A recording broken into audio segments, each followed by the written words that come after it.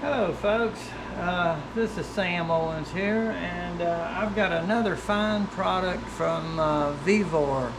They make a lot of items that I really enjoy the products, and this one is going to prove to be very valuable to the folks that want an emergency backup hand crank generator. Yes. This does not require anything except the power of your arm to crank and charge different devices that you normally use all the time for communications and entertainment. So keep in mind, this would be applicable to emergencies and so forth.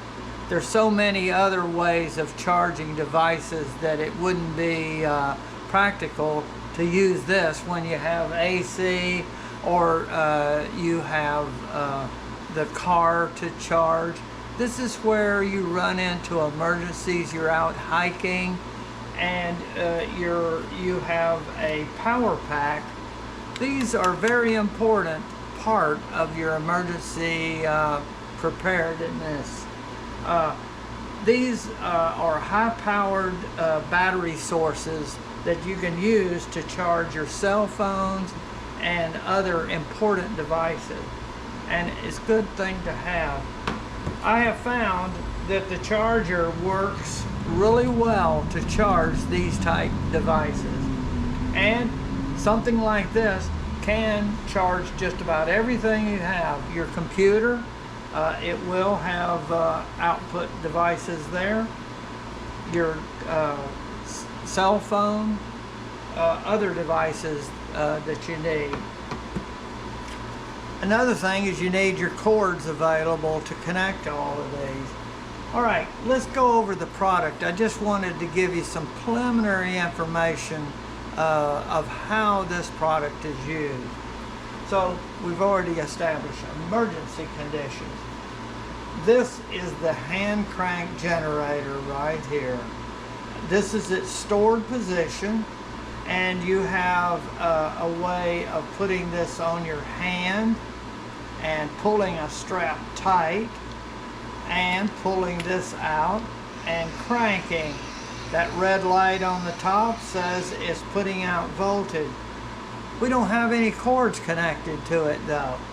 This is a universal cord that will connect to the various elements here that we have. Okay, so let's go and look at some of that, what you get with it. You've got two apparatuses here that connect to this output. This is the output right here of the generator. There's two connectors in there, and there's a plug here with two connectors, and it's keyed. It'll only go one way, so you twist it around until it will go in. Now I'm going to show this. Just go in here, and just whenever it will go in, there's a keyed spline there. It just went in, and right there is the spline or the groove, and it fits into a pin, like there it is, and then you screw it down so it doesn't come out. It gives you a nice tight connection. Okay, you have two output leads, and it's a positive and a negative. When you go to this connection right here, you get the full output power of the generator. You cannot vary the voltage. The voltage range of this generator is 0 to 28 or 29 volts. Right here, if I connect my meter, should read 29 volts on there. And if you'll notice, plus and minus, when you connect this to stuff, you want to put the plus, the red lead, on the positive side of a battery, and the negative on the negative side. In this case, I've got a meter set up here in DC volts, and let's see, I'm going to backlight it so you can see it. I'm going to connect the leads, the positive lead to the red meter lead, and then the black to the, which is negative, to the black lead of the meter. Now the generator is connected to the DC voltmeter. Now pull this around like this, and now I'm in the regular crank position.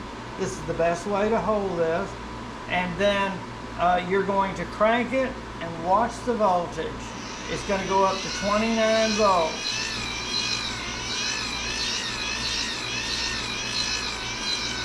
And you're supposed to go about 80 to 90 revolutions per minute is the maximum is 120. You don't want to turn this crank more than 120 revolutions per minute. Now let's take it off, and if you wanted regulated voltage, which is what you're going to want most all the time, let's take this off.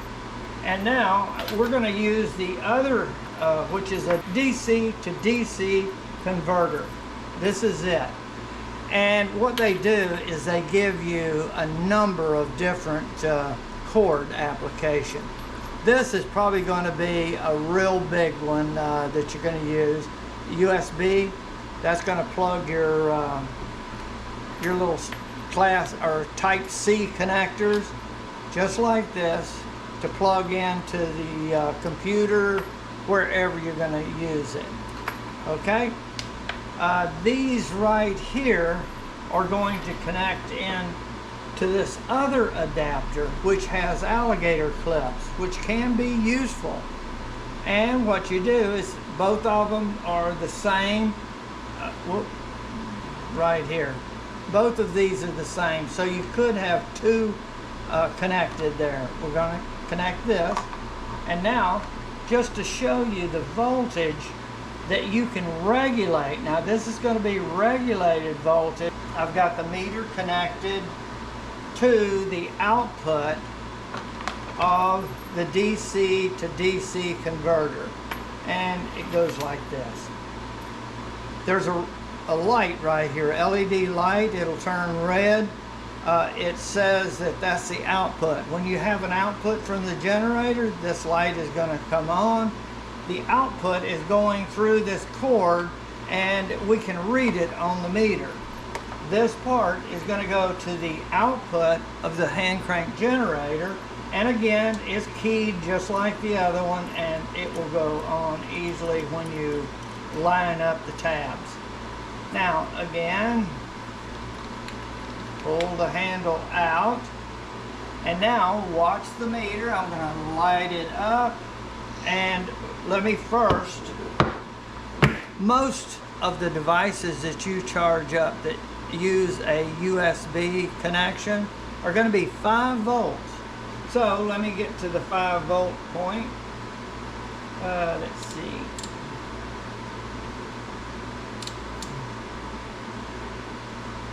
Right there is 5 volts. Now it'll always be a little bit higher than the voltage. If it's 6 volts, it'll show 6 point dotty dot. Okay, let's crank it and see what we get. Oh, let me get this light on. Now 5.62. That's what's being put out to these 2 leads. Now if you had this connected in to the output of the USB, that's the voltage. Now let me show you one thing. All devices that you have will tell you what the input voltage is, and you'll find most of them are 5 volts. You might not be able to see this, but if you look on the back of your devices, there'll be a place that will tell you what the input voltage is for the device. This input is a type C, and it's 5 volts. The computer, on the back of the computer, if you're going to try to charge a computer, somewhere there will be a label, and right here, this is one. It says input 19.5 volts, and it takes 3 amps to do the best charging. Okay, so 19 for that, 5 for this power pack, and right here you have a knob that will show up to 24 volts, and then you have an H connection which will give you the total output of 29 volts if you ever needed it. This is going to be mostly for your computers, 18 to 20 right in there, and your devices are going to be 5 volts. It's very important, I'm going to say now, that you have this in the proper voltage. All right, this is going to be the output of your DC to DC converter. And this is what we're going to use most all the time. And I'm going to put my Type C output cord in there. And there's the Type C. And I'm going to go to my power pack.